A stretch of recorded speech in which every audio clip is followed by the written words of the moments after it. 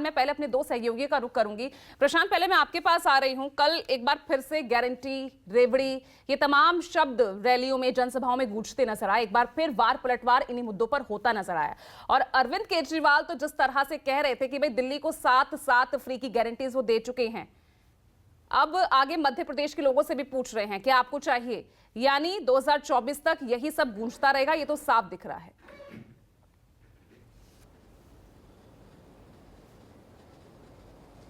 देखिए, बात बिल्कुल ठीक है और थोड़ी परेशानी करने वाली भी है, खासकर बीजेपी की बात करें तो। पीछे 8 राज्यों के चुनाव के नतीजे आप देखिए जो प्रभावित हुए हैं, तो ये इस तरह की घोषणाओं, इस तरह के ऐलान, मतलब फ्रीबीज का असर उस पर किसी न किसी तरीके से ज़रूर पड़ा है, चाहे वो बीजेपी जीती हो या कोई विपक्षी दल जीता हो। ये और 2024 की जहाँ तक बात है, 2024 को लेकर के ऐसी घोषणाएं, ऐसे ऐलान चुनाव पे असर डालते हैं। और चूंकि प्रधानमंत्री ने कल बहुत ज़ोर से कहा इस बात को कि फ्रीबी जो है कितना खतरनाक है। दरअसल में बीजेपी की भी जितनी योजनाएं हैं आप देखिए तो डायरेक्ट इनडायरेक्ट जो है वो लोक लुभावन होती है। हालांकि बीजेपी का दावा ये रहता है कि उनकी जितनी भी योजनाएं हैं वो एक लाइन पे हैं, मतलब एक सीमित दायरे में है, जो गरीबी रेखा के नीचे हैं या जो ज़रूरत हो, चाहे वो किसान हो या फिर आम शहरी हो या गांव में मकान बनाने हो, तो एक सीमा तय है, फ्री फॉर ऑल नहीं है, ये उनका क्लेम होता है। लेकिन फिर भी हैं तो लोक लुभावन ही।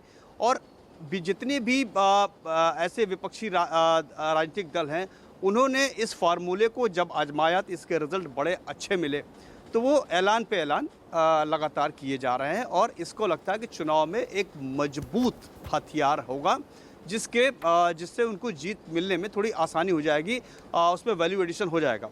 शायद इसको लगता है कि बीजेपी ने भांपा है और खुद प्रधानमंत्री को इस बात का उसका खंडन करना पड़ा और उसकी आलोचना उन्होंने ज़बरदस्त तरीके से की। हालांकि उनकी आलोचना में दम हो सकता है, तथ्य हो सकते हैं, बात सही हो सकती है, लेकिन जब मसला चुनाव का आता है और अगर इस फ्रीबी के नाम पे अगर आपको वोट मिलते हैं और इसके छिन जाने से वोट नहीं मिलते हैं, तो जाहिर सी बात है कि राजनीतिक नेताओं, राजनीतिक दलों को इस पे असर पूरी तरीके से पड़ेगा। तो ये बात थोड़ा बीजेपी भले इसका क्लेम करती हो, लेकिन बीजेपी को भी ये जवाब देना थोड़ा सा मुश्किल हो सकता है, क्योंकि लोक लुभावन जो उनकी नीतियां हैं वो भी लोक लुभावन ही होंगी। हालांकि बीजेपी का क्लेम ये रहता है कि उन्होंने एक सीमा तय की है। और आपको एक बात ये भी बता दूं कि जो बात अरविंद केजरीवाल बार बार क्लेम करते हैं, अभी कुछ दिन पहले ही भारत सरकार के बिजली मंत्री आर.के. सिंह ने एक प्रेस कॉन्फ्रेंस करके ये ऑन रिकॉर्ड क्लेम किया कि जो भी मुफ्त में दिया जाता है, खासकर अगर बिजली की बात करें उनके विभाग की, तो उन्होंने एक सर्वे कराया पूरे भारत में, खासकर दिल्ली में भी, कि कर्ज लेकर के मुफ्त दिया जा रहा है और उस कर्ज को पाटने के लिए फिर से कर्ज लिया जा रहा है और उस राज्य की आर्थिक माली स्थिति बहुत ख़राब होती जा रही है। ये उन्होंने सरकारी तौर पे ऑन रिकॉर्ड क्लेम किया। हालांकि जब बात चुनावी मुद्दे की होती है, चुनावी राजनीति की होती है, तो ये सब चीज़ें नीचे दब जाती हैं। ऊपर ये दिखाई दे रहा है कि हमको मुफ्त में कोई चीज़ मिल रही है। और दिल्ली का उदाहरण सबके सामने है, क्या आम क्या खास, सबको फ्री में बिजली चाहिए, कोई सरेंडर नहीं करता है, सबको फ्री में यात्रा चाहिए, कोई टिकट नहीं लेता। तो ये बात सच है कि अगर कोई चीज़ मुफ्त में मिलती है तो उसको बहुत वेलकम होता है पब्लिक में।